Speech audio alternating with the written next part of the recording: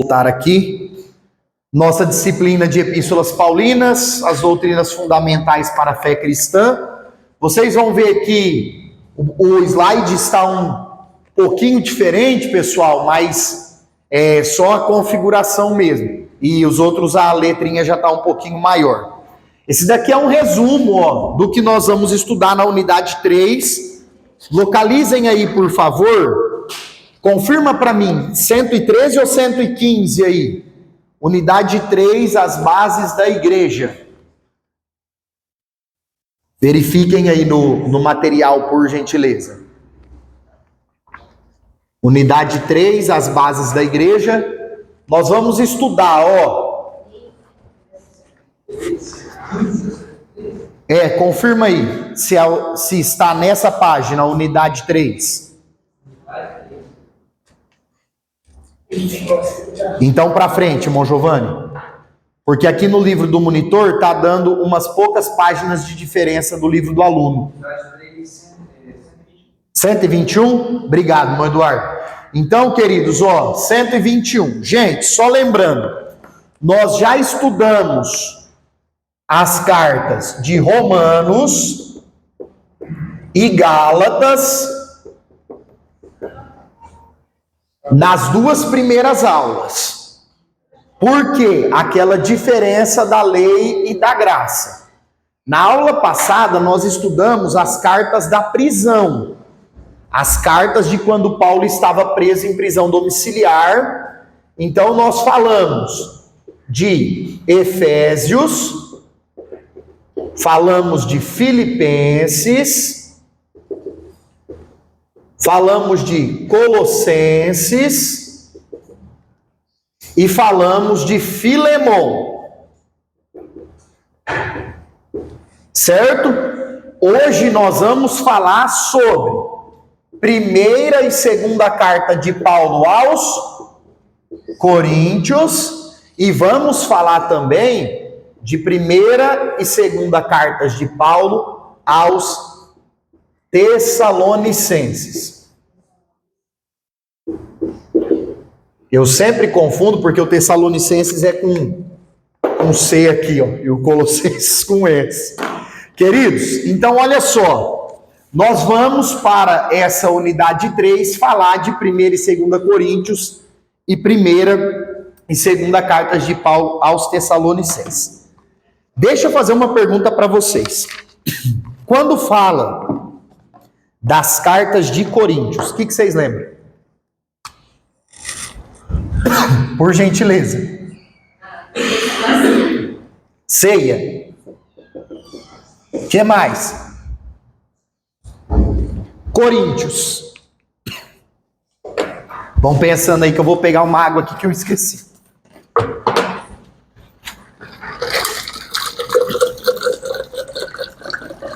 E aí, pessoal, Coríntios. Lembram de mais alguma coisa além da ceia? Principalmente em 2 Coríntios, lembra daquela frase de Paulo, a minha graça te basta, meu poder se aperfeiçoa na fraqueza. Aqui em 1ª e 2 Coríntios, nós também devemos lembrar sobre os dons. Os problemas também, né? Ah, muito bom. Os problemas que aquela igreja enfrentava. E aí nós temos a introdução da carta. Porque o que está acontecendo que Paulo vai escrever aos Coríntios? Existia uma família de uma irmã chamada Cloé. Essa família trouxe para Paulo, enquanto ele estava em Éfeso, notícias da igreja de Corinto. Irmão Micael, essa família foi fazer conversa. Não, nós devemos compreender o que está acontecendo. O apóstolo Paulo coloca que já havia escrito uma primeira carta para a igreja de Corinto e essa carta se perdeu. Vocês lembram que nós estudamos isso em Introdução ao Novo Testamento? Paulo escreveu 3 cartas para Corinto, não 2. A primeira que nós temos, na verdade, é uma segunda. E a segunda que nós temos, na verdade, é uma... Porque o próprio Paulo fala em 1 Coríntios 5 que já tinha mandado uma carta para Corinto, que seria a primeira que se perdeu. Agora, o cuidado que Deus teve de preservar a Bíblia para nós temos que compreender que se essa carta se perdeu, é porque não tinha coisas essenciais para nós até hoje. Porque se tivesse, turma, Deus tinha guardado essa carta para nós até hoje. Agora, fato é que Paulo, nessa carta perdida, já tinha dado conselhos para essa igreja para resolver alguns problemas. E alguns problemas eles não haviam resolvido ainda. Esse é o motivo que a família de Cloé leva até Paulo em Éfeso as notícias da igreja de Corinto. E aí o Espírito Santo inspira Paulo a escrever a segunda carta, que na nossa ordem bíblica é a primeira. Por isso que nós vemos o tempo inteiro Paulo resolvendo problemas. E qual que é o principal problema da igreja de Corinto? Capítulo 3 e 4, gente. A igreja de Corinto estava criando facções. A Micael, facção igual PCC, assim, de crime? Não, nada disso. Facções religiosas. De que jeito? Uns crentes diziam que eram seguidores de Apolo. Outros crentes diziam que eram seguidores de Pedro. Outros diziam que eram seguidores de Paulo. E outros diziam que eram seguidores de Cristo. Vamos entender o que cada um deles se difere, pessoal. Veja só. Apolo aparece como um camarada muito inteligente no livro de Atos. Um camarada intelectual, estudioso. Aí, irmão Giovanni, o que acontecia? Os crentes da igreja de Corinto que gostavam de estudo, eles diziam assim: eu só gosto das pregações do Apolo. Eu só ouço Apolo, só leio Apolo, só quero ouvir o Apolo. Aí, os irmãos que tinham se convertido do judaísmo e ainda gostavam de umas questões dos judeus, eles diziam assim: nós só quer ouvir Pedro. Porque Pedro era judeu igual nós.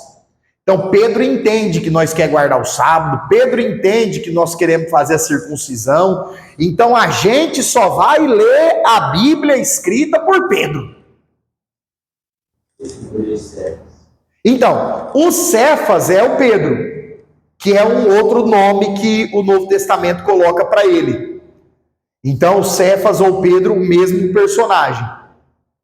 Aí tinham os camaradas, os gentios, que não eram judeus, e eles acreditavam que Paulo condenava a lei. E Paulo nunca condenou a lei. O que Paulo sempre colocou é que a graça veio e a graça é maior que a lei. E a igreja não está vivendo o período da lei, sim o período da graça. Mas o que os camaradas faziam? Nós não queremos obedecer mandamento nenhum. Então nós vai falar que nós é de Paulo. Nós é do time de Paulo, hein? E esses que se diziam seguidores ou a facção de Cristo, na verdade não eram cristãos genuínos que só seguiam a Cristo. Não é isso. É que eles diziam assim, nós somos de Cristo e agora só nós temos direito a Deus, só nós que vamos ser salvos, a salvação não é mais para ninguém. Seriam exclusivistas. É como se eles pegassem a porta do evangelho que está aberta para que todo que nele crê não pereça, mas tenha a vida eterna, e fechasse só para eles. A salvação é só para nós. Gente, qual dos quatro está certo? Nenhum. Porque o que o apóstolo Paulo vai trabalhar com a igreja de Corinto?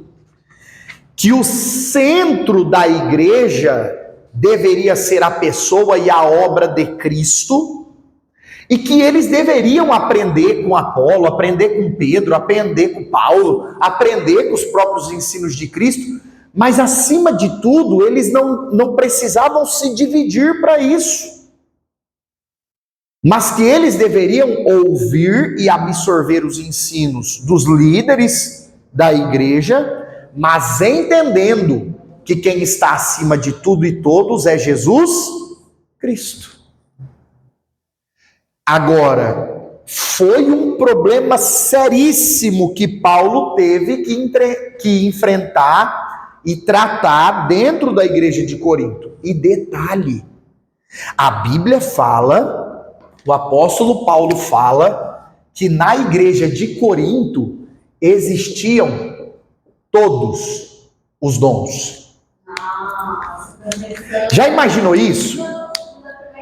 Você já imaginou você congregar numa igreja, você está lá, todo culto tem manifestação de dons espirituais.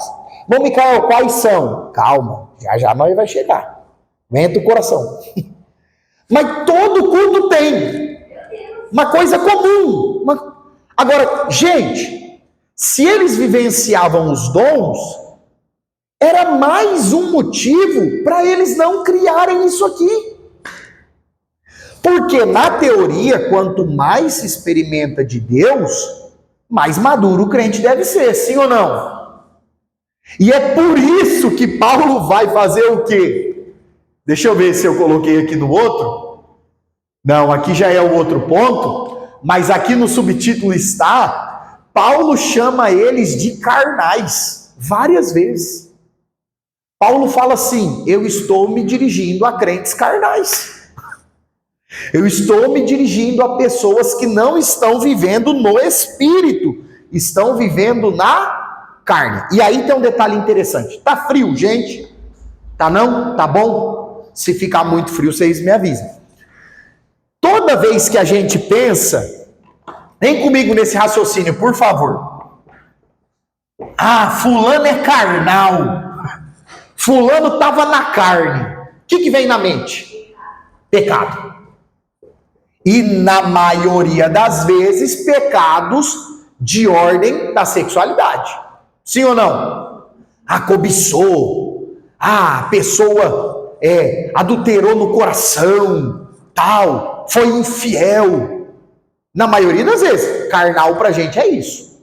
Quer ver outro exemplo? A pessoa falou que Deus não mandou. Aí a gente fala o quê? A pessoa estava na... Vamos chamar isso do quê, gente? Falar o que Deus não mandou. Do que vocês querem chamar isso? Meninice? Pode ser? Só pra gente... Só a título aqui da gente montar o raciocínio. A pessoa estava na carne, fez meninice. Saiu entregando um monte de coisa que Deus não mandou. Agora, por que Paulo chama eles de carnais? Existiam situações dessa? Existiam. Mas o principal fato de Paulo chamar eles de carnais é por eles estarem criando facções dentro da igreja. Esse primeiro momento, né? Então, o que acontece? Aqueles irmãos que estavam frequentando a igreja de Corinto, não por causa da fé em Cristo, mas talvez por causa da Apolo, por causa do Pedro, por causa do Paulo, por causa de pessoas específicas, Paulo diz, isso é uma atitude de uma pessoa carnal. Porque aquele que vive em espírito está preocupado em estar na igreja por causa de quem? Por causa de Cristo. Então, nesse primeiro momento, Paulo chama eles de carnais por causa disso. Aí depois tem um pecado muito sério em Corinto. E aí entra a ideia que as igrejas praticam da disciplina. Quem já ouviu falar disso? Fulano foi disciplinado. Ficou de banco. Ficou de banco. Gente, olha só. O que está acontecendo aqui? Paulo ficou sabendo que um moço da igreja de Corinto, um irmão da igreja, estava querendo tomar a mulher de seu pai. Pelo que Paulo está falando, parece ser a madrasta do rapaz. E por que ele não fala da mulher? Porque provavelmente a mulher não era da igreja. Mas o camarada era. E aí Paulo escreve assim em 1 Coríntios 5. Eu já mandei vocês disciplinar esse Nico. Paulo usa uma linguagem bem séria, chamando ele de iníquo, não de pecador. Por quê? Porque a ideia de pecador é alguém que comete pecado, sim ou não? Mas não vive na prática do pecado. Por exemplo, nós como cristãos podemos cometer erros, pecados, deslizes. Mas é muito diferente viver na prática do pecado. E aí o apóstolo João coloca na primeira carta, capítulo 4, quem vive pecando não conheceu a Deus. Agora, quem peca e se arrepende, luta contra o pecado, aquela peleja para não voltar a cometer, aí João fala, esse conhece a Deus. Então, quando alguém se entrega ao pecado e não quer sair do pecado, a Bíblia chama de iníquo. Vocês lembram de Mateus 7? Que Jesus fala assim, naquele dia muitos me dirão, em teu nome profetizamos, expulsamos demônios, fizemos maravilhas. E o Pai lhes dirá, apartai-vos de mim, vós que praticais a... Perceba que Jesus não fala que o Pai vai excluir pecadores.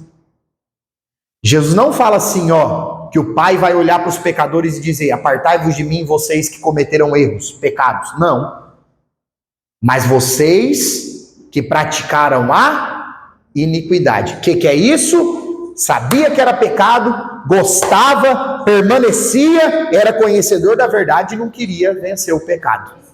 Ele orava, falava, pedia para Deus perdoar as iniquidades. Isso. Por quê? E aí também, mas Juliana, nós temos que ter em mente que essa compreensão, ela ficou clara no Novo Testamento. No Antigo Testamento, os escritores, eles podem misturar a ideia de pecado e iniquidade. Mas na maioria das vezes, quando fala de iniquidade, é que a pessoa conhece a verdade e quer permanecer no pecado. Permanecer, né?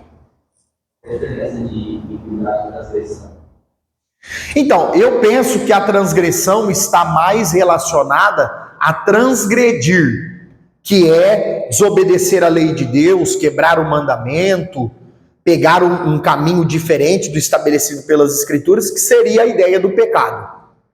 Agora, a iniquidade é o pecado contínuo. A iniquidade é assim, por exemplo, gente, alguém se converte e a pessoa fala muito palavrão. Você não vai achar nenhum versículo que diz assim, não fale palavrão. Mas tem na Bíblia, que da boca do cristão não deve sair palavras torpes, palavras feias, palavras de maldição. Aí a pessoa se converteu. E aí de vez em quando, fala o que não deve. Aí a pessoa vai lá, chora, Jesus, me perdoa, eu não quero mais falar essas coisas, me ajuda, purifica o meu lábio, tal. E a pessoa está lutando. Não dá para chamar isso de um iníquo. Ele transgrediu? Transgrediu. Pecou? Pecou. Mas ele se arrependeu, orou, pediu perdão e está lutando para não fazer de novo. Agora a pessoa, não, eu sou crente, eu leio a Bíblia, vou na igreja, sou cheio do Espírito Santo. Mas não tribula não que eu falo palavrão. Nossa, tem uma coisa, eu gosto que eu fico nervoso, falo um monte de palavrão. Aí não. Aí nós temos iniquidade. Que é a prática de pecado consciente e contínuo. A pessoa sabe que é errado, sabe que a Bíblia condena e quer continuar fazendo aquilo. Aí já entra na ideia da iniquidade. E o que está acontecendo aqui? O moço sabia que aquilo era um pecado de incesto. A igreja já tinha chamado a atenção dele e ele queria continuar na comunhão. Ele queria continuar tomando ceia, queria continuar, usar a nossa linguagem de hoje, subindo no altar, queria continuar pregando, cantando, participando dos trabalhos. Aí Paulo falou o quê? Nada disso. É entregue, é pesado. Mas Paulo chega a dizer que esse moço tinha que ser entregue para Satanás. Não é que a igreja ia pegar o menino assim e falar: vem Satanás e leva embora esse mico. Não é isso. O que Paulo está dizendo é: vocês já procuraram ele? Já. Já aconselhou? Já. Ele quer arrependimento? Não.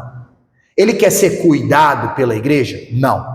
O que ele quer? Ele quer o pecado e quer ficar na comunhão. Então ele deve ser excluído da comunhão.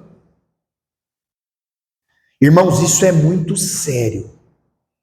Esse assunto é tão sério que existem pessoas hoje que são excluídas da comunhão de igrejas, que levam as igrejas na justiça. E Paulo ensina em Coríntios que coisa de igreja se resolve e coisa civil aí resolve em civil. Mas isso acontece hoje. Por isso que as igrejas, a maioria, não excluem mais membros. Pode perceber. O que eu, Micael, penso? Quando alguém chega novo numa denominação, os líderes da denominação tinham que passar a cartilha para a pessoa. Aqui a gente acredita nisso. Sobre esse assunto, a gente prega isso. Sobre isso, a gente fala isso. Tal. É um novo convertido. Você quer batizar aqui? Quero. Pois bem, as doutrinas são essas. Os usos e costumes, que é coisa distinta, que cada igreja tem. Os usos e costumes são esses. Você está de acordo? Tô. Você vai batizar? Vou. Então faz a pessoa assinar um documento. Minha concepção, tá? Porque a coisa anda tão séria, mas tão séria, que é perigoso a pessoa passar por um discipulado, ser ensinada que se ela cometer algum pecado que traz escândalo para a igreja, ela vai ser disciplinada, porque isso é falado em discipulado. Não, Micael, eu passei por discipulado, não falaram isso. Fizeram um discipulado ruim. Porque o discipulado bom, o discipulador tem que avisar os batizandos que, por exemplo, se eles roubarem e forem presos, não traz vergonha para a igreja? Aí vai de cada língua, vai. Infelizmente. Nossa igreja lá passou. Os irmãos que batizou, todos os irmãos que batizou, nem carteira direito. Eu também. Gente, me deram um banho com 11 anos. Eu cheguei em casa e fui jogar bola. Porque me deram um banho, não me batizaram. Me deram um banho com 11 anos. Eu fui ter um encontro com Cristo depois de 15 anos. Mas me deram um banho, me tacaram, me deram um banho. Cheguei em casa, nossa, né? Batizou, agora vai orar, vai ler a Bíblia para ficar animado pro culto. Não, fui jogar bola. Nem sabia o que estava fazendo. Então, assim, irmãos, esse assunto da disciplina, o que Paulo coloca? A pessoa cometeu algum deslize pequeno, que não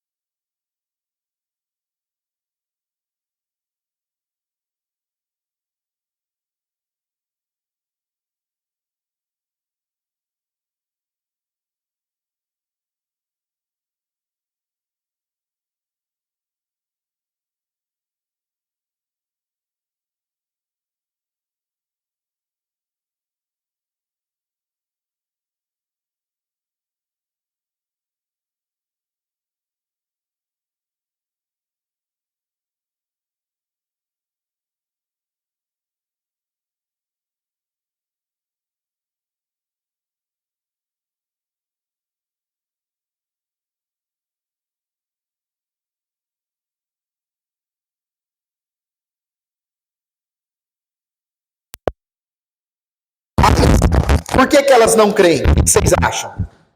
Porque elas nunca viveram. Porque nunca viveram ou porque viveram experiências ruins. Por exemplo, a pessoa recebeu uma falsa profecia. Nunca cumpriu. A pessoa recebeu uma revelação falsa. Ou falar uma coisa para a pessoa e aconteceu o contrário. Ou então alguém foi lá, ó, Deus está te curando agora, tal, e a pessoa não foi curada. Por conta dos excessos, falta de discernimento espiritual de alguém que agiu na carne, algumas pessoas deixam de crer. Agora eu pergunto para vocês, porque alguém usou de forma errada alguma coisa, aquilo deixa de ser verdade? Por exemplo, você levou o seu carro no mecânico. O mecânico foi ruim. Todos os mecânicos são ruins?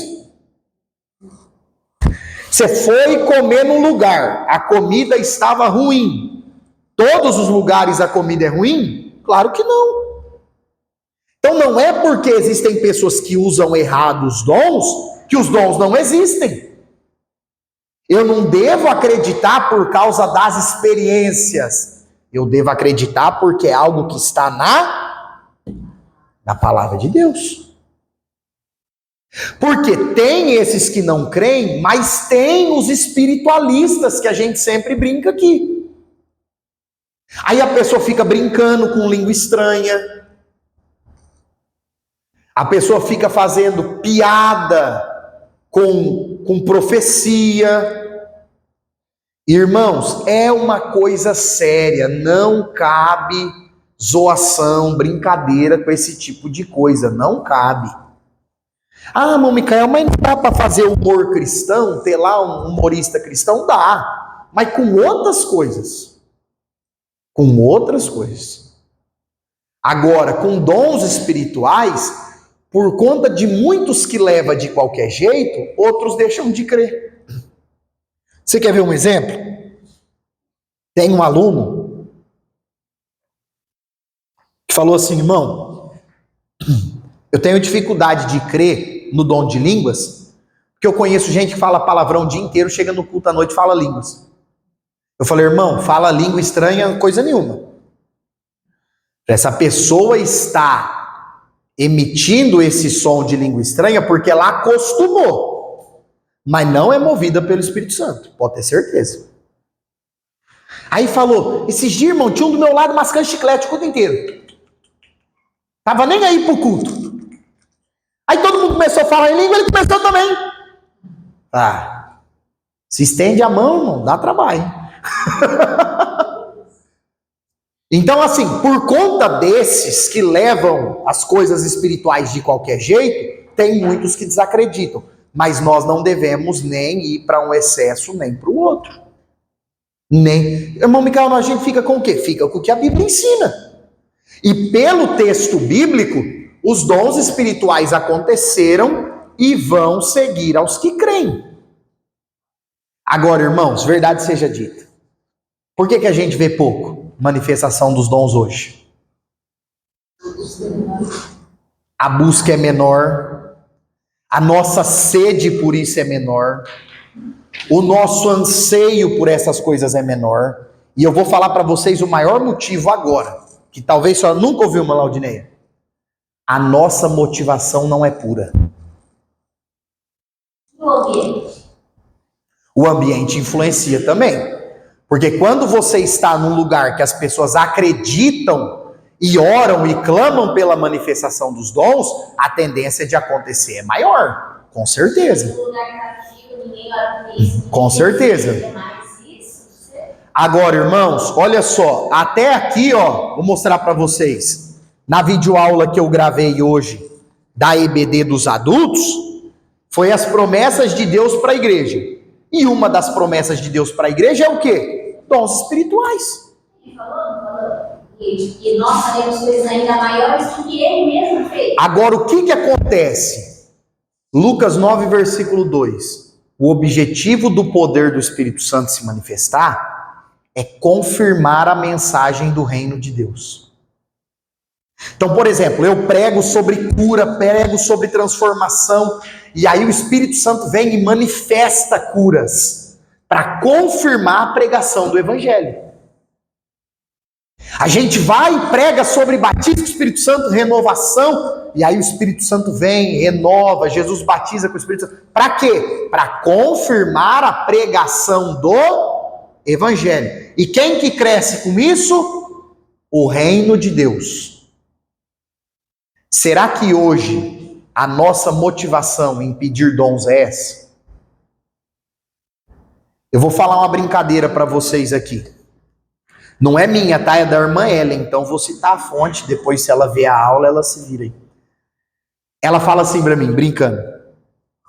Ela fala: amor, o maior problema de alguns lugares que você vai e prega e nunca mais volta é que você só prega a palavra. Ela fala assim: você vai lá e só prega a palavra? Mas é uma brincadeira, por quê, irmãos? Porque, infelizmente, muitas pessoas, se o pregador não revelar alguém, Deus não falou.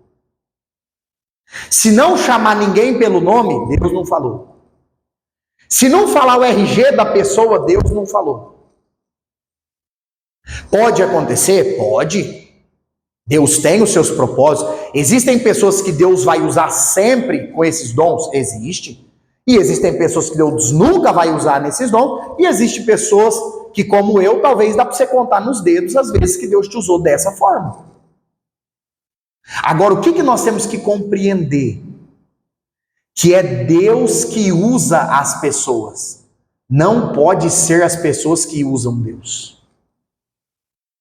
Eu já vi gente falar assim, ó, se você for lá e entregar umas duas, nem que você falar assim qualquer coisa assim para alguém, rapaz do céu, abre tudo. Abre a cidade, abre o estado inteiro. Rapaz, olha, você vai ficar famoso. Já vi. Tem, irmãos. Infelizmente tem. Coisa séria, professor. Infelizmente. Agora, é o que eu digo, não é porque tem gente que leva isso de qualquer jeito, na brincadeira, na falta de temor, que não existe. Nós vamos ver que existe. E aí, queridos, o que ocorre? Ó, nós temos que ter em mente, a nossa motivação em pedir dons para Deus precisa ser pura. Por exemplo, ó, Jesus, me usa, tá tendo um monte de gente enferma lá na igreja, me usa com dons de curar. Qual que é a minha motivação? Será que é ver essas pessoas saradas? Será que a minha real motivação é que Jesus cresça? Será que a minha real motivação é que o evangelho avance? Ou será que a minha real motivação é me promover? Vocês veem isso tanto quanto eu. Gente, tem pessoa que a hora que vai orar pelas outras nos cultos, faz assim, ó, pros outros. Pega o celular. Vocês já viram isso? Já tem pessoa no púlpito que usa fone de ouvido para ouvir o que outro está falando para ela falar para alguém. Se eu vou orar para Deus manifestar dons lá onde eu congrego, com essa motivação, irmãos, não vai haver manifestação de dons. A manifestação dos dons não tem que ser para me promover. Tem que ser para promover o reino de Deus. Deixa Deus promover. Irmão Micael, mas está acontecendo um monte de cura lá onde eu congrego. Eu não vou espalhar isso. Deixa as pessoas falarem. Igual no tempo de Jesus. Vai e não conta para ninguém. Daqui a pouco tinha um monte de gente sabendo. Deixa as pessoas curadas começarem a testemunhar. Mas não. A pessoa é usada para entregar uma profecia hoje, aí chega em casa e abre uma live. A live das revelações, hein? Manda o Pix. Tem, não tem? Gente famosa no Brasil que faz isso. Agora, se tem público é porque tem quem gosta de ser enganado. O erro sempre é das duas partes. A gente está vendo um período tão vivo na igreja, que a gente incomoda da inimigo, tanto que em manifestação mais. Exatamente. Mas, ô Joab, olha que ponto que a gente chegou. Antigamente o demônio manifestava. Aí, qual que é a ordem bíblica? Impõe a mão no nome de Jesus e sai. Começaram a fazer o quê? Dar o microfone pro demônio. Qual é o teu nome? Falei disso com vocês a semana passada. Qual é o teu nome? De onde você vem? O público tem que você pregar o evangelho, não é para demônio falar. Mas que negócio é esse? Aí o que acontece? A motivação completamente equivocada. Então, irmãos, nós devemos sim orar e pedir a Deus os dons espirituais, mas com a motivação correta. Senhor, que o teu reino cresça, que a tua palavra seja confirmada através dos dons, que os caídos se levantem, que os enfermos sejam curados, que os endemoniados sejam libertos, para que o teu nome seja glorificado, para que o teu nome cresça, para que o teu nome apareça. Aí, irmãos, nós vamos ver a glória de Deus. Outra coisa, o povo fica assim, o povo fica abismado quando alguém revela um monte de coisa a respeito do passado. Irmão, não que Deus não possa revelar, se ele quiser revelar, ele revela. Mas o diabo sabe o teu passado. Tuas contas, por exemplo, e as minhas, nós não podemos deixar atrasar, porque senão o SPC vai saber também. Você sabe o que eu já ouvi alguém dizer? Olha isso, gente. Olha isso. A que ponto? Todas as pessoas nascidas do ano tal ao ano tal, o RG começa com esses números.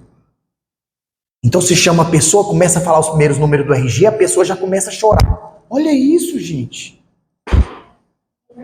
É verdade. Olha, gente, olha isso. Aí sabe o que acontece? Se a pessoa vai lá, fala o teu nome, teu RG, teu CPF, e te entrega algo que só o sei e Deus sabe, eu fico na minha. Mas a pessoa vai lá, e o seu é o fulano, eita mistério. Teu RG é tal, eita mistério. Você mora na rua tal, eita mistério. E pronto, acabou a profecia. Não fala mais nada. Só deu os dados para alguém sem vergonha e comprar no nome da pessoa. E aí, irmão? E aí? Deus está revelando tudo isso para quê? Será que Deus faz alguma coisa sem propósito? Não faz, gente. Então nós temos, eu não estou dizendo que nós temos que negar e duvidar, mas nós temos que amadurecer nesse sentido. Temos que usar maturidade cristã nesse sentido. Porque, irmãos, às vezes, se a gente não vigiar e fazer algo assim na carne, pode matar a fé de uma pessoa. Quantas pessoas que falam assim, eu estava orando para tomar uma decisão, alguém foi lá, me deu uma palavra, eu achei que era de Deus, deu tudo errado, foi tudo por água abaixo. Aí, se a pessoa é madura, ela entende que foi na carne. Se a pessoa é imatura, sabe o que ela fala? Deus mentiu para mim. Deus falou e não cumpriu. Não foi Deus. Não foi Deus, gente. Não foi Deus. Dessa forma, uma atividade cristã tem muito para as pessoas hoje não querem ter a palavra pastoral, não quer mais. Porque não deu a entender. Eu falo desse funcionalismo, essas coisas, já uma palavra e aí o que nós temos que entender, Joab? Que nós só vamos estar prontos para viver o sobrenatural se nós estivermos firmados nos pontos principais ali da fé. Eu sempre gosto dessa ilustração. Jesus encontrou Pedro na beira da praia. Pedro, presta o barco aí. Pedro desceu, Jesus subiu. Aí a Bíblia fala que Jesus ensinou. O povo já estava até cansado de tanto Jesus ensinar. A hora que o povo aprendeu, Jesus falou para Pedro, agora nós vamos para o mar alto. Agora nós vamos lá no meio do mar viver um milagre. O problema é que a gente quer inverter as coisas. A gente quer viver, usufruir, participar dos dons em toda a sua plenitude sem ter raiz. E aí, irmãos, aí não suporta. Então, nós temos que criar raízes na fé, crescer espiritualmente, amadurecer e começar a buscar os dons, que aí sim nós vamos estar preparados. Meu povo perece por falta de conhecimento. Meu povo não vai perecer, morre, né? Morre por falta de conhecimento, por causa do conhecimento, né? E aí depois Jesus fala para os fariseus: vocês erram por não conhecer nem as escrituras e nem o poder de Deus. Não conhecem nenhum dos dois. Porque se conhecer não é nada, né, professor? Como? Se conhecer não vai ser enganado. Sim, perfeito. Ah, tá frio, Nath? Gente, agora, ó, sobre a questão da lista dos dons. Só comentar um outro pontinho aqui antes de esquecer, gente. O apóstolo Paulo fala para a gente buscar os melhores dons. Eu te pergunto, qual que é o melhor dom? Dons espirituais. Qual que é o melhor? O que vocês acham? Não, os espirituais, Nath, ó. Já eu vou até comentar essa separação. Mas, ó, palavra de sabedoria. Conhecimento. Palavra de sabedoria, gente, é como aconselhamento. Palavra de ciência ou do conhecimento, que não é pregar com conhecimento, é o que a gente chama de revelação, porque é fazer conhecido algo desconhecido, palavra de conhecimento.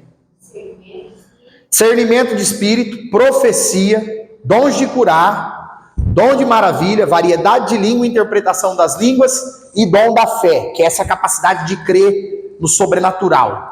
Qual desses 9 que é o maior? Ou o melhor? Olha só, olha que extraordinário. Quando Paulo fala assim, procure com zelo os melhores dons, ele não está dizendo que um dos 9 é melhor. Ele está dizendo, você precisa buscar o dom que a tua igreja precisa mais. Vou dar um exemplo para você. Você está congregando num lugar que tem muita gente doente. Qual que é o dom espiritual que mais está precisando ali? Libertação. Então é esse que você vai pedir para Deus. Você está congregando em um lugar que tem muita manifestação demoníaca. Você vai pedir para Deus ficar te usando em aconselhamento? Não. Vai pedir para Deus te dar poder para expulsar os demônios. Então nós precisamos, aí pede o discernimento de espírito para poder discernir e expulsar. Então nós precisamos averiguar a necessidade da igreja de Cristo, do corpo de Cristo. Hoje em dia, o único dom assim que é mais valorizado é a revelação, que é a palavra de conhecimento, que é a palavra da ciência. Eu já vi até gente falar assim, ó. Eu acho que está faltando um dom aí. O dom do crescimento. Então, o do paninho do Manassés lá que vocês matam o professor. Passa o paninho na... Oh, misericórdia. Irmãos, então, os melhores dons são aqueles que a igreja precisa mais. Ah, irmão, Deus me colocou num lugar, eu estou servindo, estou trabalhando, ou na minha família, tem muita gente assim com um problema que precisa muito de conselho, mas são os conselhos difíceis que vai além da capacidade humana que a gente aprende a aconselhar. O que eu faço? Pede para Deus palavra de sabedoria. Você já conversou com gente que parece que acerta sempre nos conselhos? É incrível, né? Como é que pode, cara? Você senta assim com a pessoa, oh, faz assim, entra por esse caminho, tal, não é por aí não. Tal. Aí você fala, rapaz, é totalmente diferente do que eu estava pensando. Mas eu vou dar ouvido. Aí você dá ouvido, aí parece que o negócio se encaixa, vai dar tudo certo. Você fala, como é que pode, cara? Aquela pessoa é boa de conselho. Não é, é um dom espiritual, palavra de sabedoria. E tem pessoa na igreja, irmão, tem um monte de gente na igreja que tem dons espirituais, às vezes são dons que não aparecem tanto, como esse, de aconselhamento. A gente olha, nem dá nada. Você fala, esse irmão aí nem está fazendo nada. E às vezes ele é o maior aconselhador da igreja. Por quê? Porque o negócio dos dons não é para aparecer, é para que Cristo apareça, para que o reino de Deus avance, para que o reino de Deus cresça e prospere. Amém? O nosso livro faz essa separação de dons essenciais, dons dinâmicos e dons funcionais. Mas, gente, ó, aqui eu vou comentar a ordem que está no livro. Mas em outros materiais de teologia, vocês vão ver os dons assim, ó. Repete comigo. Espirituais, ministeriais e serviço. Ah, irmão Micael, todos devem servir? Sim, mas existem uns dons específicos. Vamos lá. Aqui no nosso material está dons essenciais: a fé, a esperança e o amor, que é o que Paulo coloca em 1 Coríntios 13, sim ou não? Então esses são dons que todos os crentes precisam ter. Bom, Micael, o amor é mandamento? Sim, mas também é uma capacidade vinda de Deus. É uma qualidade do caráter de Deus que ele compartilhou conosco, e nós devemos pedir a Deus que nos dê cada vez mais amor pelas pessoas. Nos dons dinâmicos vão entrar os espirituais, que são curas. Detalhe, dons de cura aparecem no plural em 1 Coríntios 12. Por quê, irmãos? Porque Deus pode curar de várias formas. No Novo Testamento nós temos Jesus curando estendendo a mão, curando colocando a mão, curando fazendo barro. Tem Jesus curando só com uma palavra. Então os dons de curar, eles podem se manifestar de formas distintas, de formas diferentes. Às vezes Deus pode falar com você: vai lá orar lá pela minha filha, pelo meu filho, que eu vou curar ele. Aí você chega, coloca a mão no ombro, ou impõe a mão sobre a cabeça da pessoa e ora. Pode acontecer uma cura quando os presbíteros ungem com óleo, igual fala em Tiago capítulo 5, que os presbíteros devem ungir os enfermos e orar por cura. Pode acontecer uma cura, você falar, um irmão reclama que você que está doente, você fala: não, irmão, em nome de Jesus, vamos crer na cura, eu creio na tua cura em nome de Jesus. E se você falou impulsionado pelo Espírito Santo, o dom de curar se manifestou só através da palavra. Só através da voz. Então, porque os dons de cura, eles se manifestam de forma plural, de diversas maneiras. Dom de maravilhas, gente, poder de Deus sobre a natureza. Como que é a diferença de dom de maravilha? É quando Deus muda a ordem da natureza. Por exemplo, Paulo e Silas orou, teve terremoto, num lugar que não pode ter terremoto. Ali não tem placa tectônica solta para ter terremoto.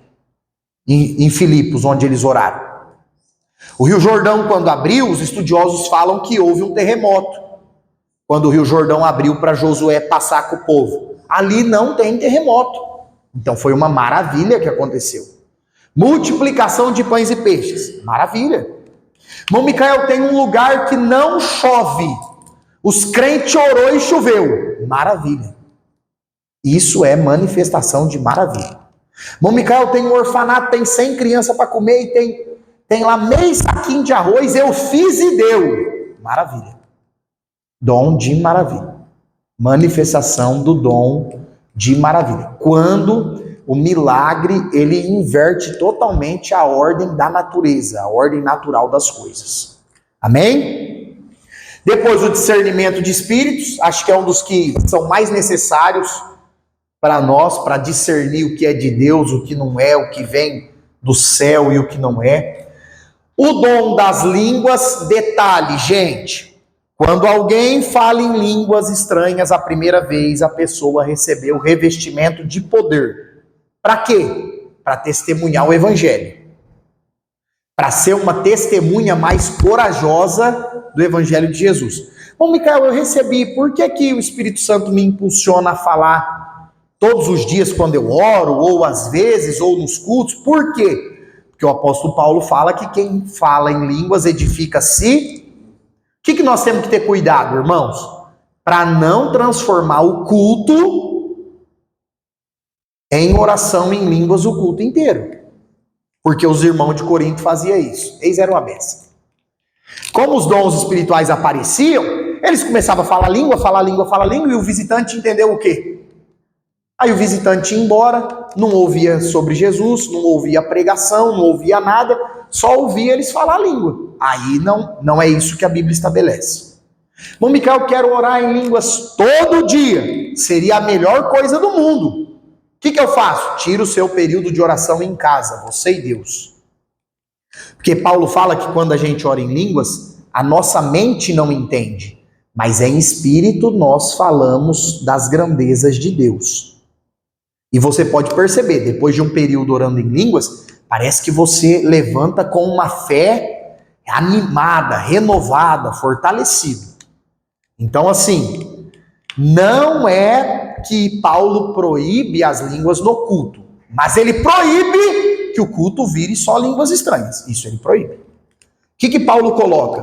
Se virar um momento assim de muitos minutos em línguas no culto, tem que pedir para Deus levantar um intérprete. Porque aí Deus vai levantar alguém para interpretar essas línguas, porque Deus deve estar querendo falar com a igreja através disso. E, gente, é extraordinário, hein? Vocês já vivenciaram um momento assim na igreja? Que tá um monte de gente falando em línguas, aí de repente parece que a torneira do céu fecha, fica um só falando e outro do nada levanta e interpreta. Já vivenciou isso? Deixa eu contar para vocês uma experiência que uma vez a gente teve em família, estando numa outra cidade. Isso aconteceu no momento do culto, tava todo mundo assim, boa parte da igreja glorificando a Deus, aquele momento sentindo a presença do Espírito Santo, e aí deu todo mundo parou, e uma pessoa só falou em línguas. Uma pessoa da família disse que sentiu o desejo de levantar e interpretar, e não fez porque ficou com medo. Isso a pessoa contou para mim depois. Aí, outra pessoa lá do outro lado da igreja levantou, interpretou, e a pessoa falou assim, era tudo que eu ia falar. Eram as mesmas palavras que eu ia falar. Aí a pessoa entendeu que era Deus e ela teve muito medo. A pessoa ficou com muito receio de ser algo da carne. E a pessoa falou, olha, Mica, eram as coisas que eu ia falar. Quer dizer, foi uma manifestação do dom de interpretação de línguas.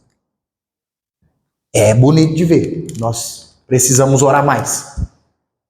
Aí depois, aqui nos dons funcionais, o escritor do nosso livro coloca a palavra de sabedoria e a palavra de conhecimento, que é a revelação. Porém, eu gosto mais de considerá-los como dons espirituais, junto com aqueles outros. Nos dons funcionais, a gente também chama eles de dons ministeriais. Gente, isso aqui, dons ministeriais, não tem nada a ver com a carteirinha que a igreja dá para a pessoa. Não tem nada a ver com a nomenclatura eclesiástica que a pessoa tem. Por quê? Uma igreja pode consagrar alguém a pastor sem a pessoa ter o dom ministerial de pastorear pessoas. Sim ou não? Acontece. Então vamos lá. Isso aqui é a unção, a capacitação que Deus dá para a pessoa. Não a carteirinha que a pessoa tem. Apóstolo, já ensinei vocês. Hoje, para ser apóstolo, tem que ser o quê? Um missionário ou uma missionária que vai pregar onde?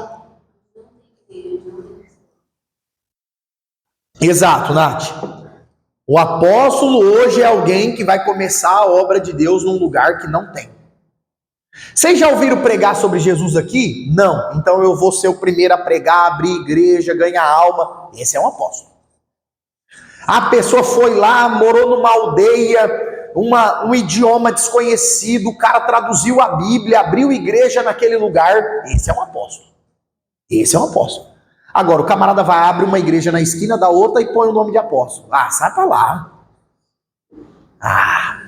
Lá no Brás, lá, irmão, cada trupicão que você dá, você cai na calçada de uma igreja. E o cara abre e põe o nome de apóstolo. Pra quê? Só pra se aparecer. Só porque atrai pessoas. Só porque atrai pessoas. No Novo Testamento, os nomes pastor, bispo, ancião e presbítero é a mesma coisa. Pastor, bispo, ancião.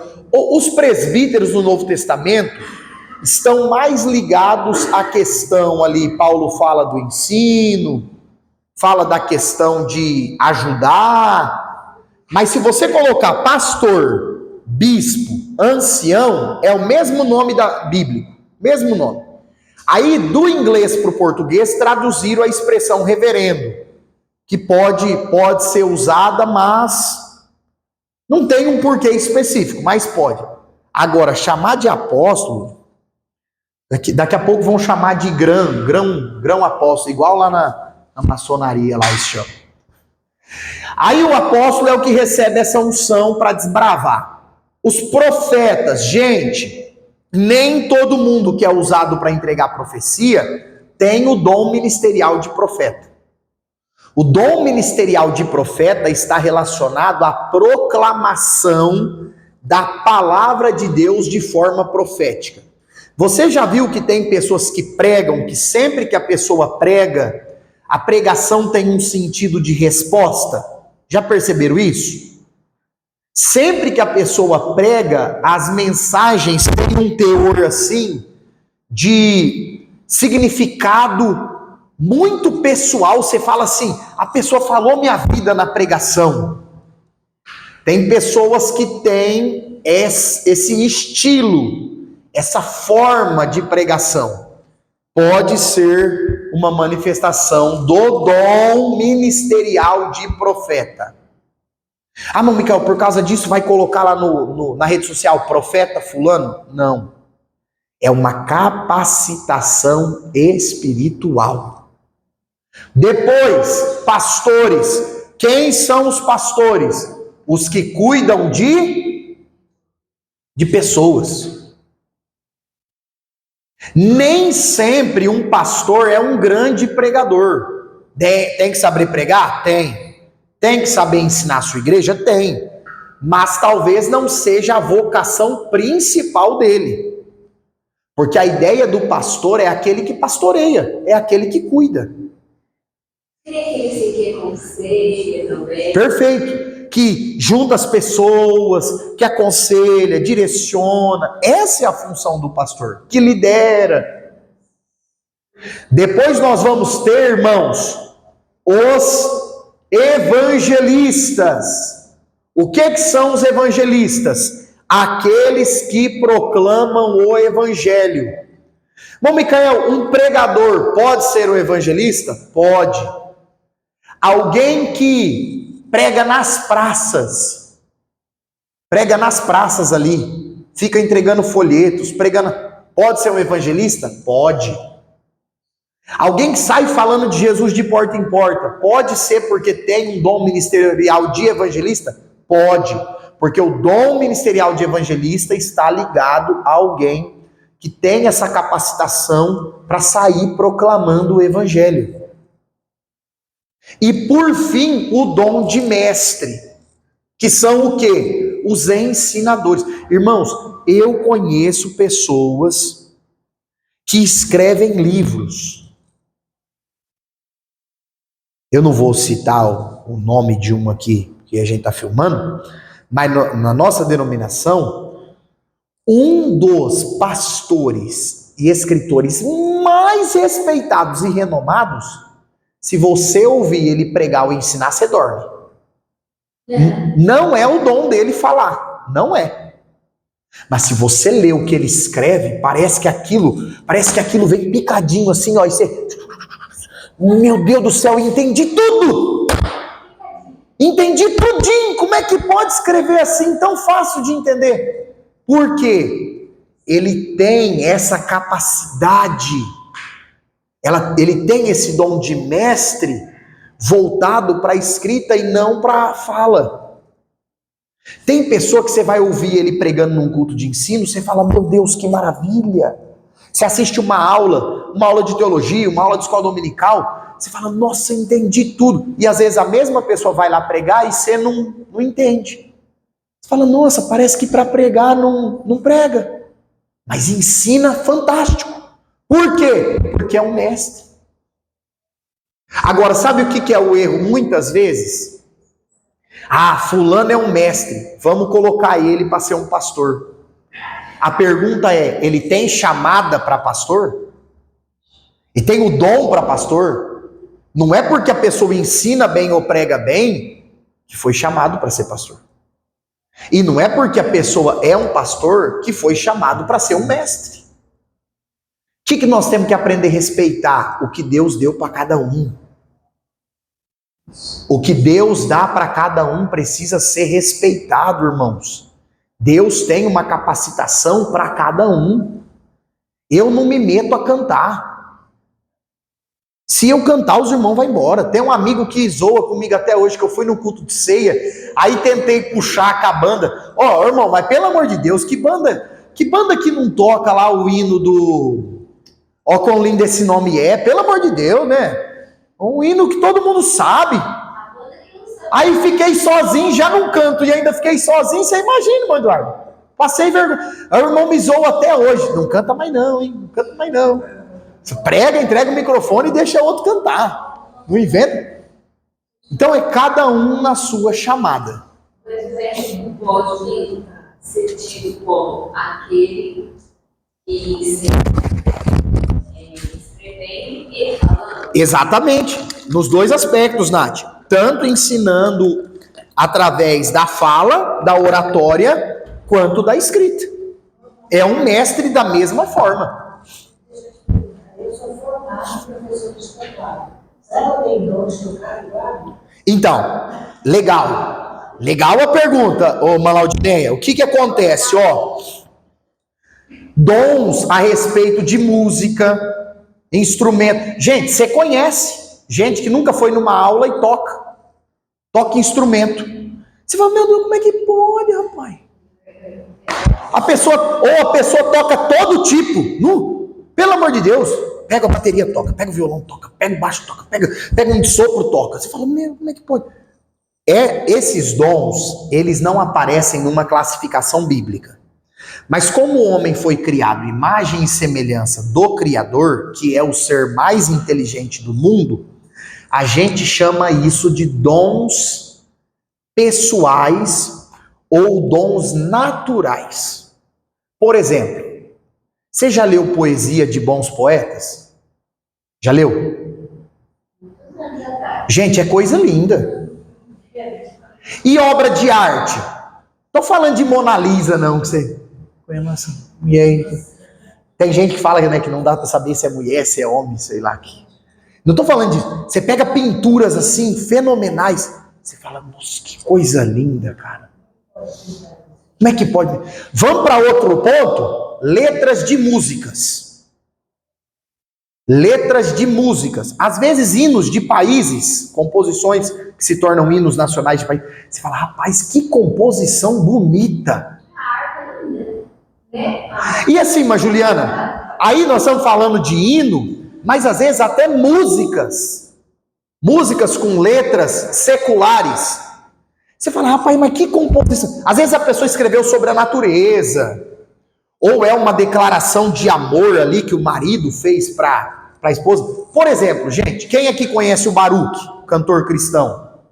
O Baruch faz hinos românticos, pautados nos preceitos bíblicos e tal. Você fala, cara, como é que pode? Não é um hino, é uma música, porque se é de romance, não está glorificando a Deus, é uma música.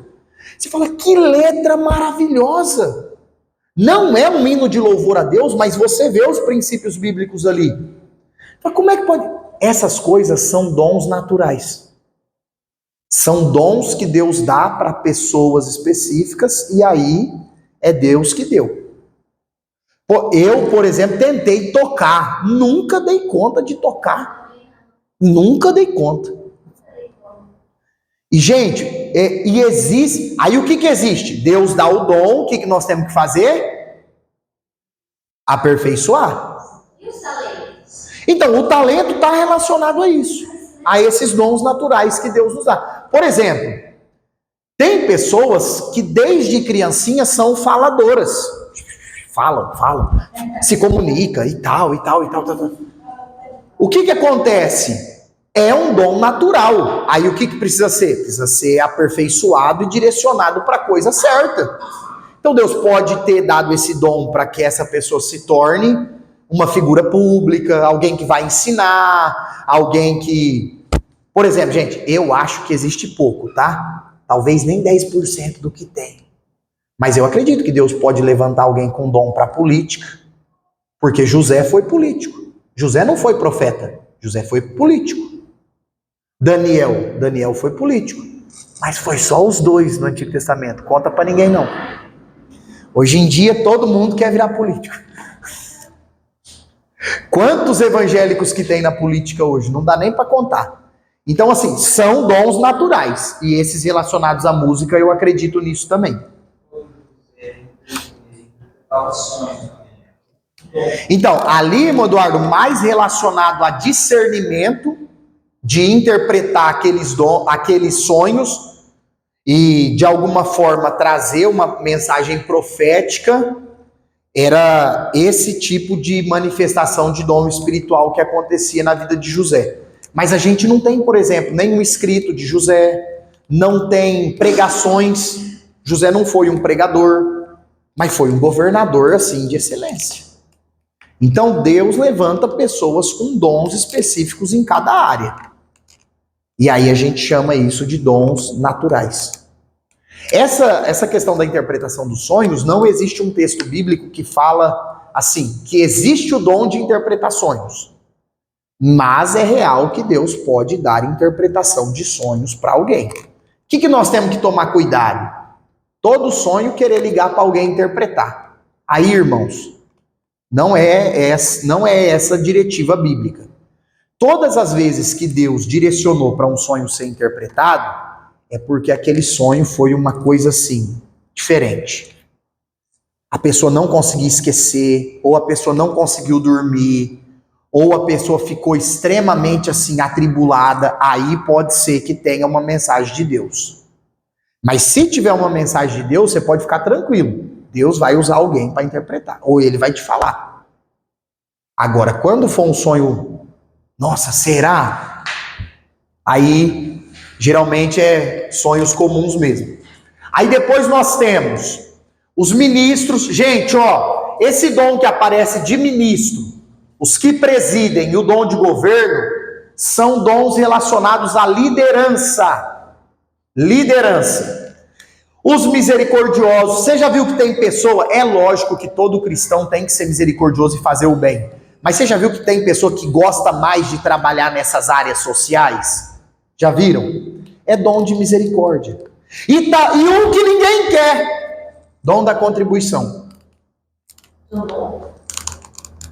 Apesar da contribuição ser uma direção, uma normativa bíblica para todos os crentes, porque quem semeia vai colher e nós temos que contribuir para o crescimento do reino, existem pessoas que Deus enriquece para patrocinar a obra.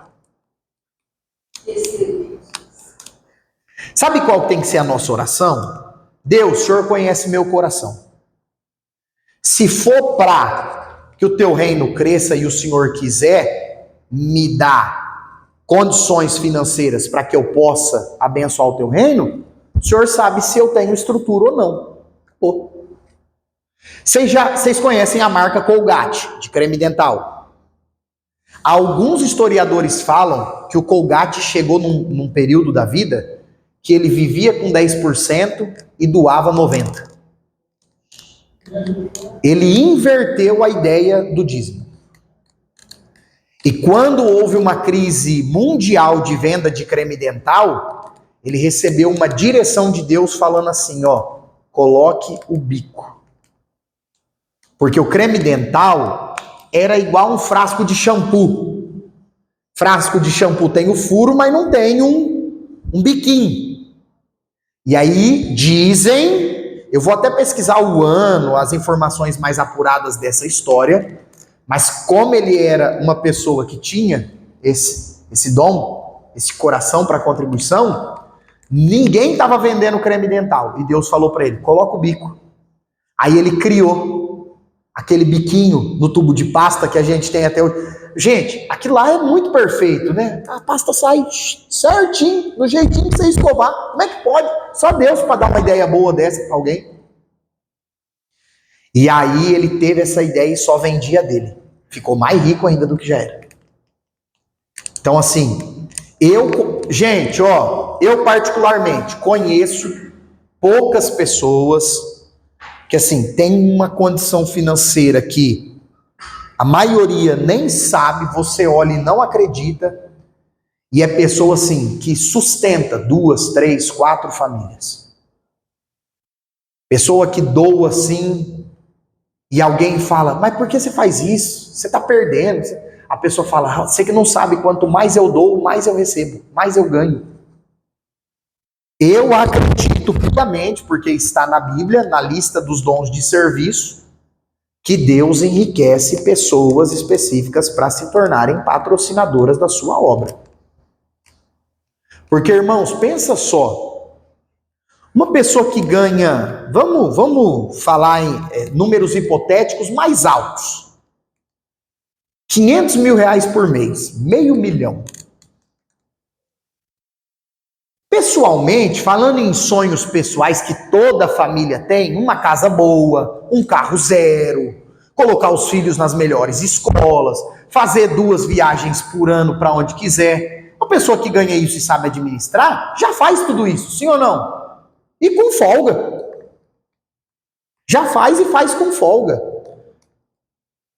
Chega um ponto que a pessoa, financeiramente falando, ela vai ansiar mais o quê? Ela vai querer mais o quê? Então, assim, existem pessoas que Deus dá essa bênção, esse dom, mas é claro, Deus só vai dar conhecendo o coração dessa pessoa. Eu vou falar para vocês, eu não acredito nessa história de que Deus fez a pessoa ficar rica, a pessoa desviou. Não acredito nisso, tá? Porque a Bíblia fala que as bênçãos de Deus enriquecem e não acrescenta dor. Se Deus sabe que se Ele me fazer rico financeiramente, eu vou desviar, Ele vai me fazer rico?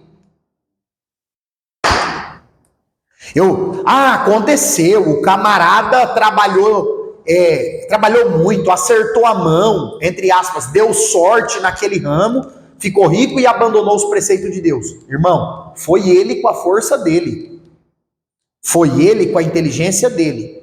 Porque se veio de Deus, é porque Deus sabe que a pessoa tem estrutura. Talvez seja por isso que existem poucos. Existem poucos.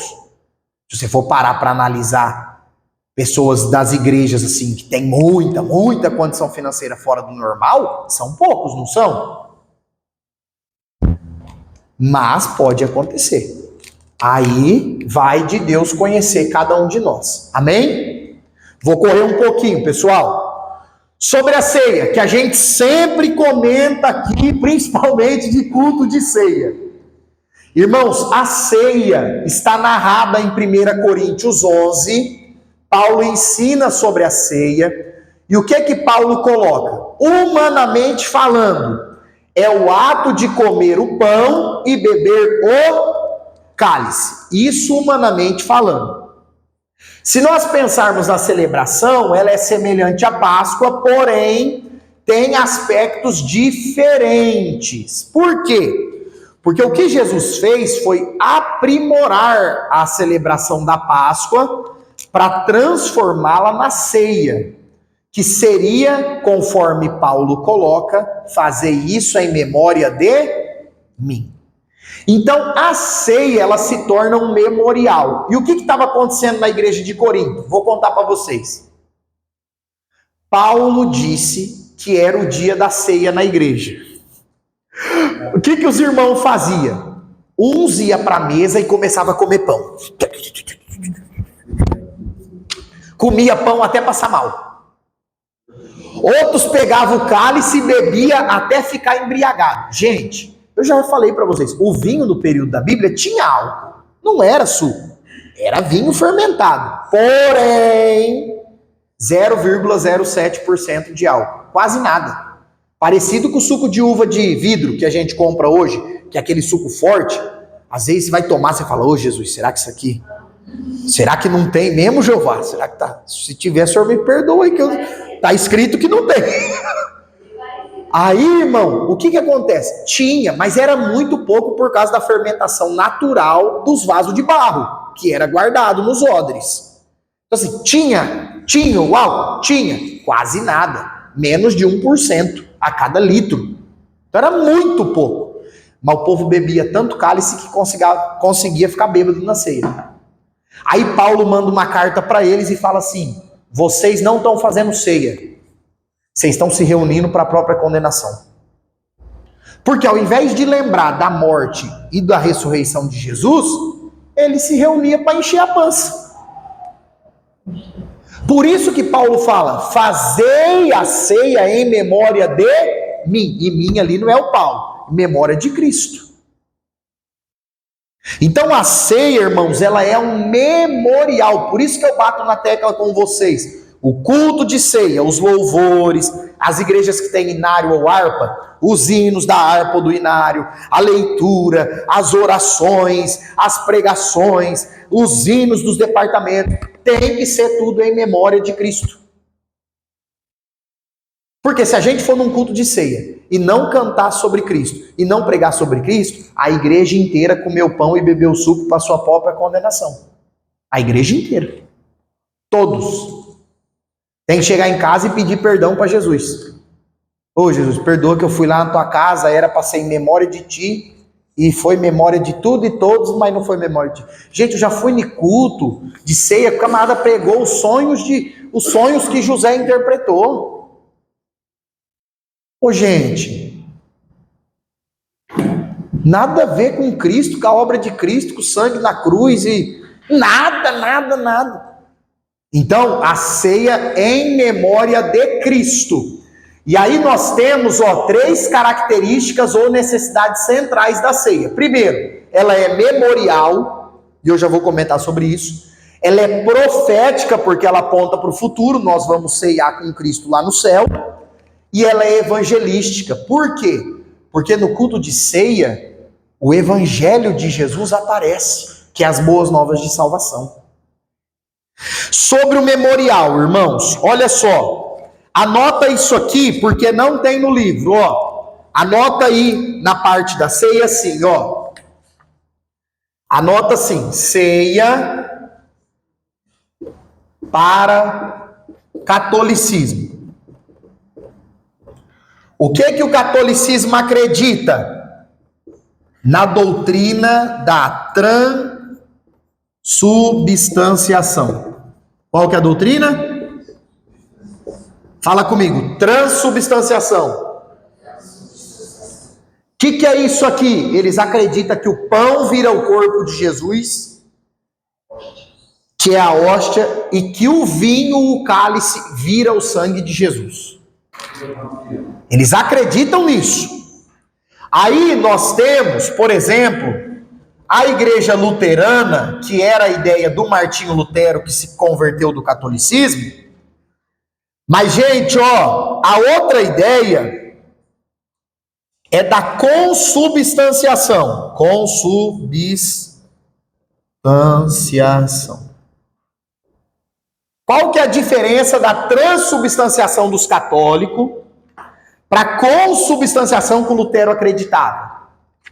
Os católicos falam que a hóstia vira corpo. Por isso que não pode morder o corpo de Jesus. Tem que deixar derreter.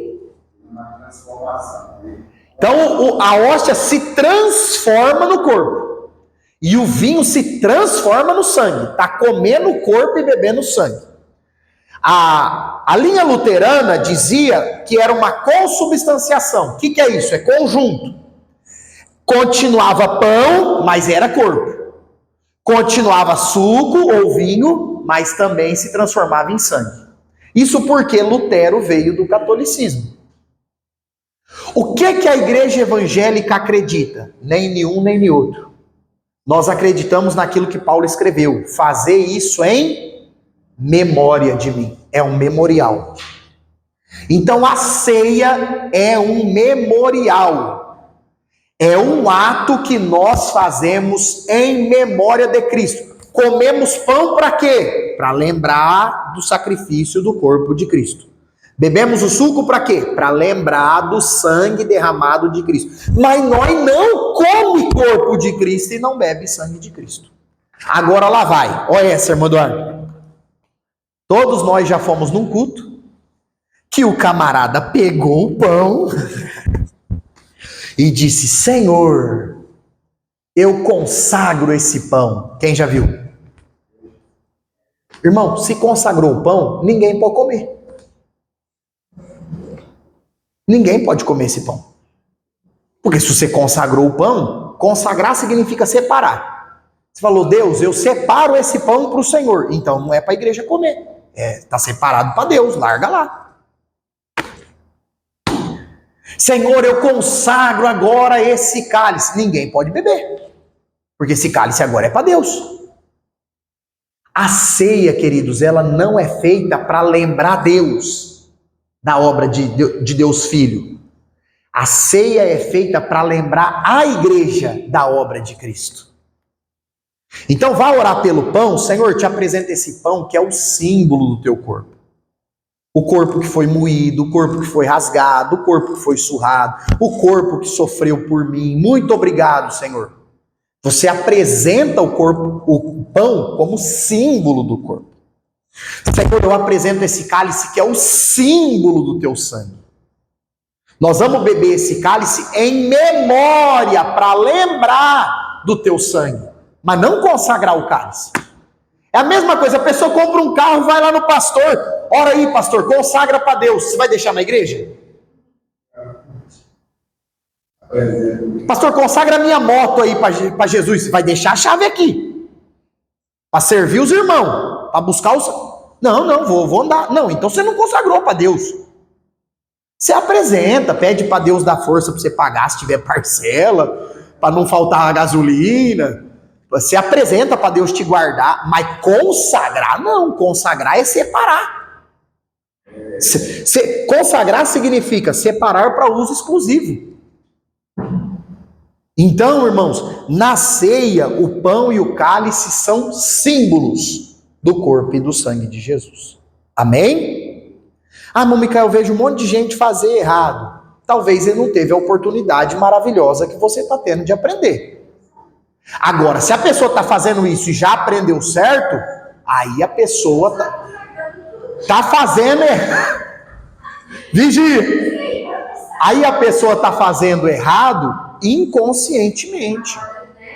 Então, nesse caso, mas Juliana, apresenta para Deus. Por exemplo, tem muita gente, irmãos, que tem medo de comer coisa enfeitiçada.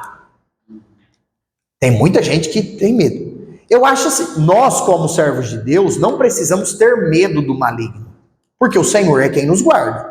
Agora, se você suspeitou que há alguma coisa, algum alimento, algo que você comprou, ou o lugar é estranho, chega em casa e apresenta.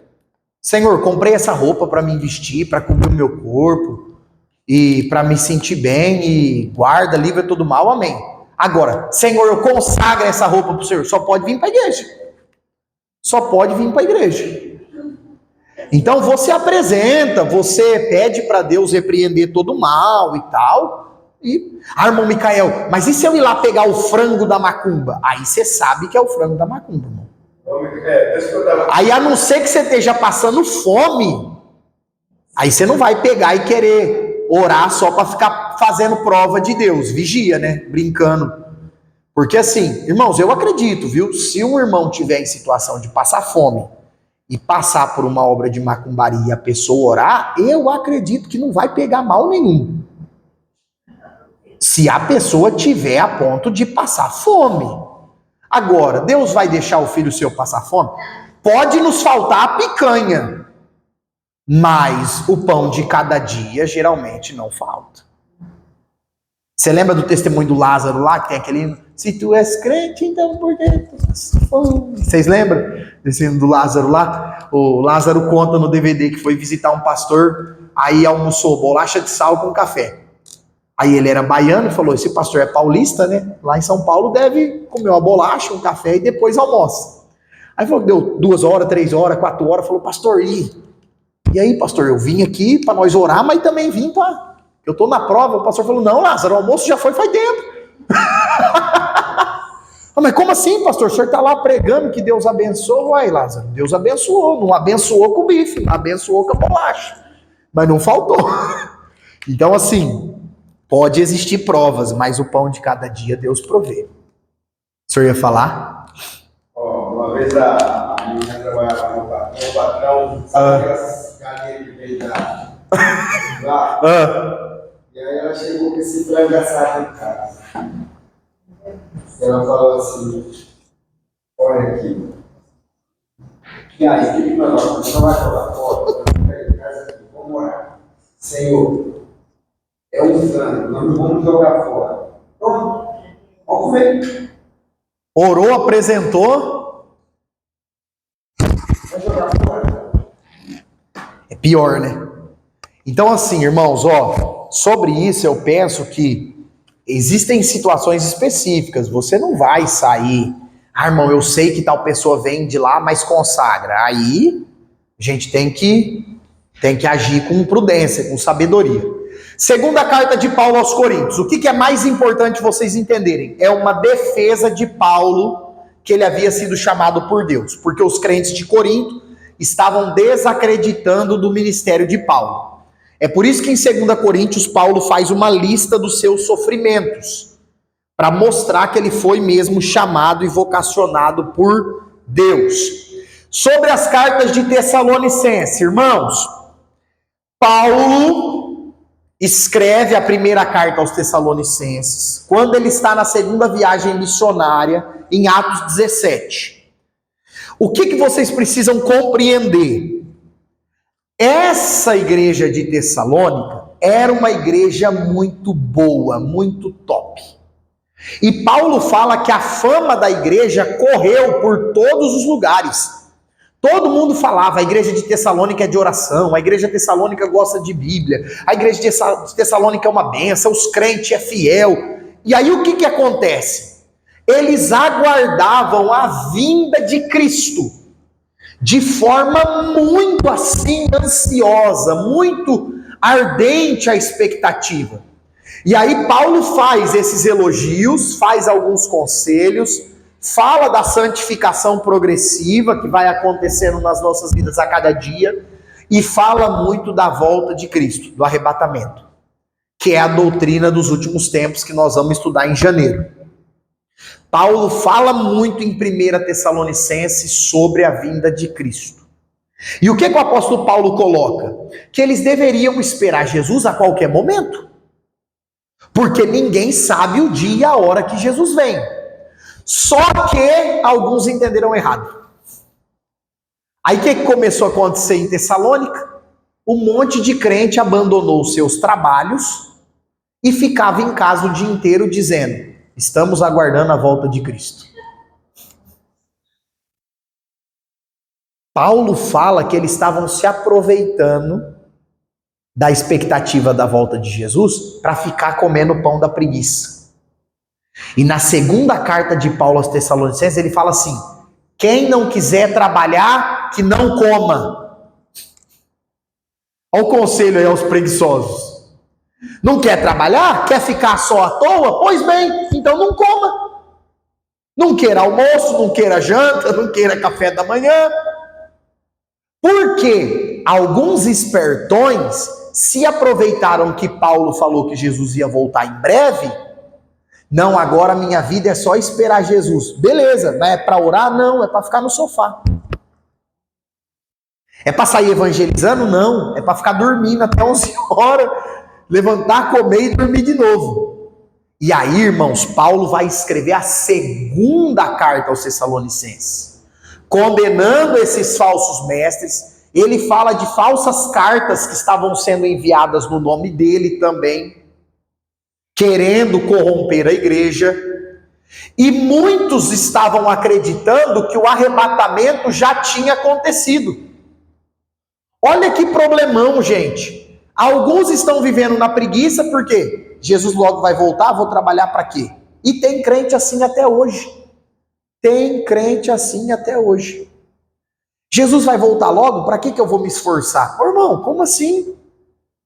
Enquanto nós estivermos aqui, nós temos que fazer a nossa parte aqui e aguardar a vinda de Cristo a todo momento, com vigilância, com temor a Deus, independente do que nós estejamos fazendo no nosso dia a dia.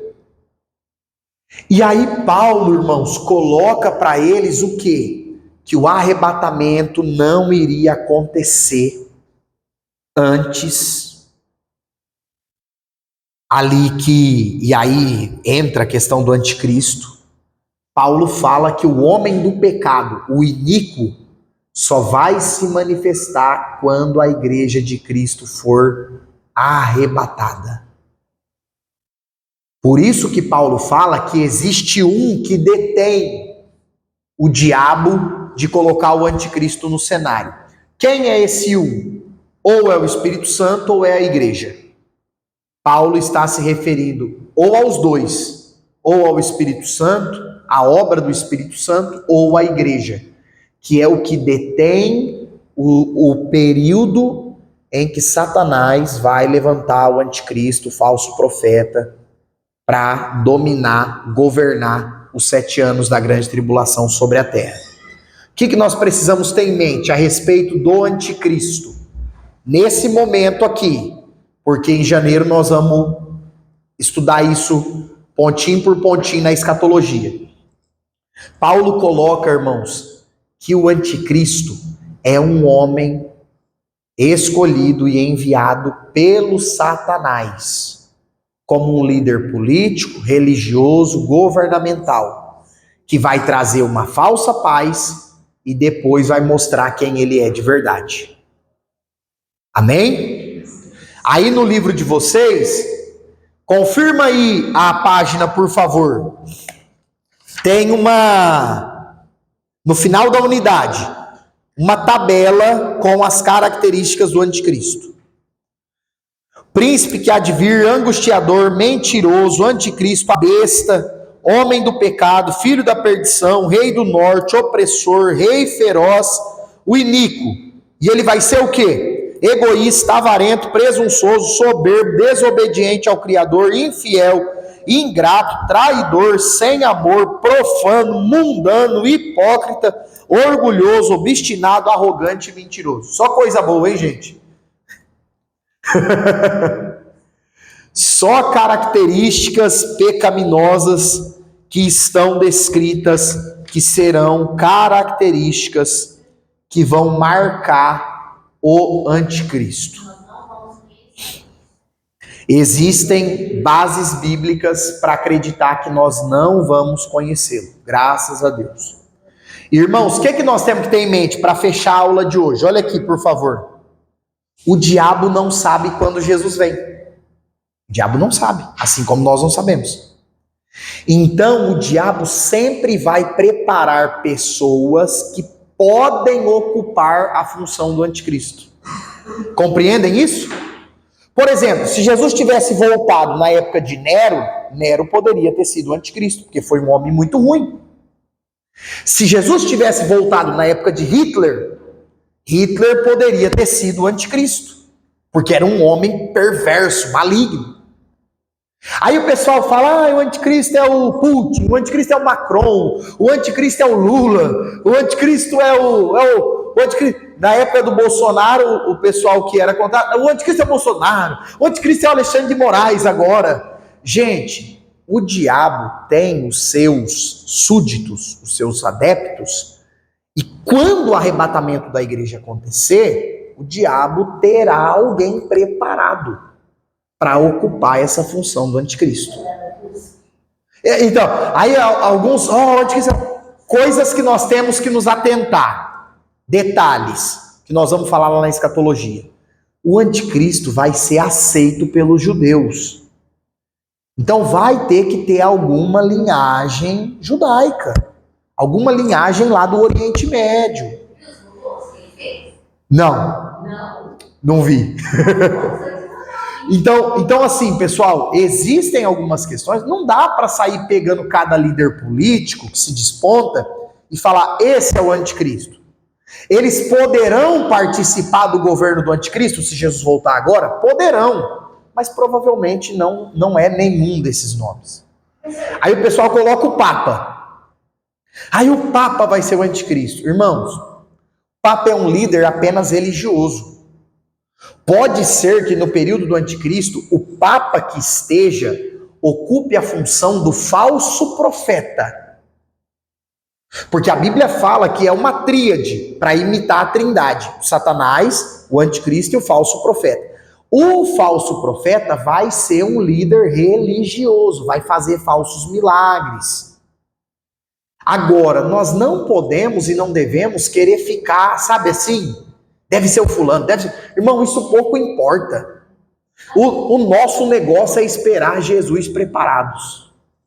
Às vezes tem muita gente que fica me perguntando, porque você vê detalhe de coisa, e eu falo assim, não, eu não vou estar aqui, eu só preciso... Aí você fala assim, e o detalhe que Jesus fala para estar preparado, você está preocupado? É o que as pessoas menos se preocupam.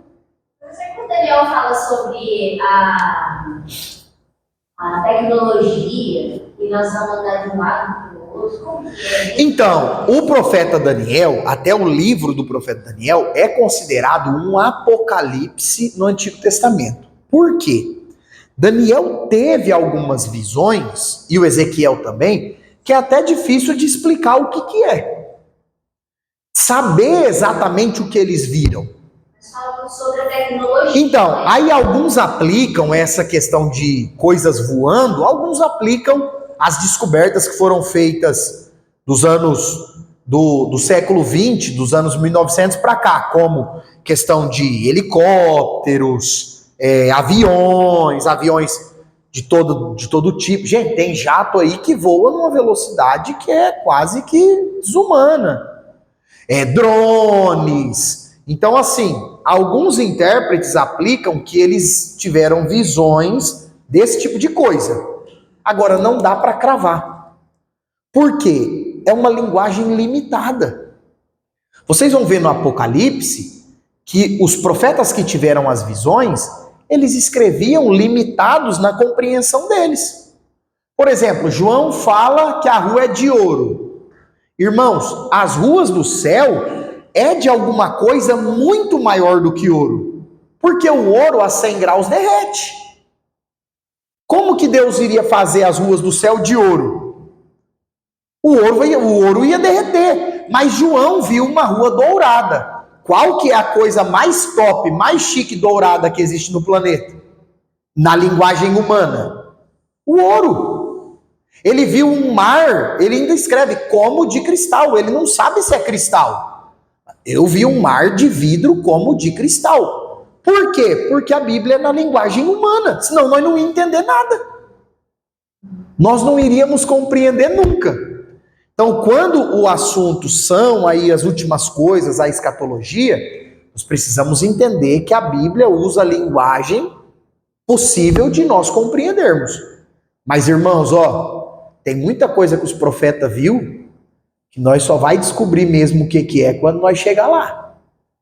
Por exemplo, tá na moda cantar um hino aí. Deus vai fazer a roda grande passar dentro da roda pequena e tal. Vocês já ouviram esse louvor, esse hino? Irmão, o profeta Ezequiel caiu morto o dia que viu isso. Ninguém consegue explicar o que era aquilo. Eu não vou pedir para Deus passar roda grande em roda pequena, coisa nenhuma, sem saber o que é.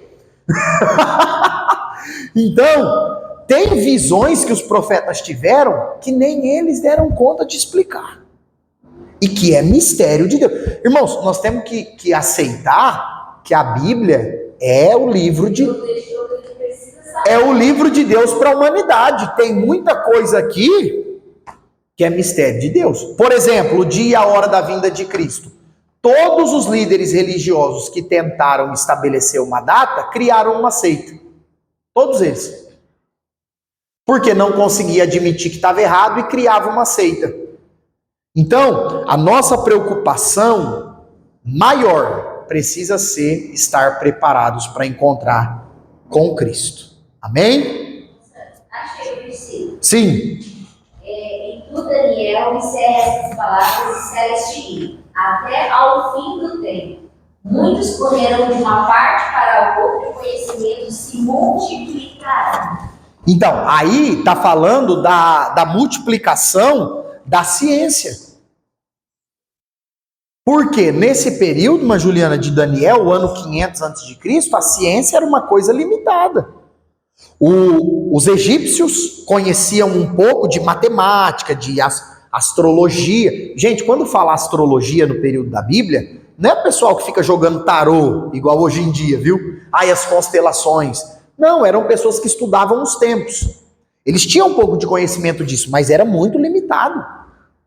Hoje, olha aí, a que ponto que nós chegamos. E tá a ciência cada vez mais... Não vi. Manda lá depois, por favor. Gente, Parece pessoas? conversando, parece. Irmãos, vamos orar?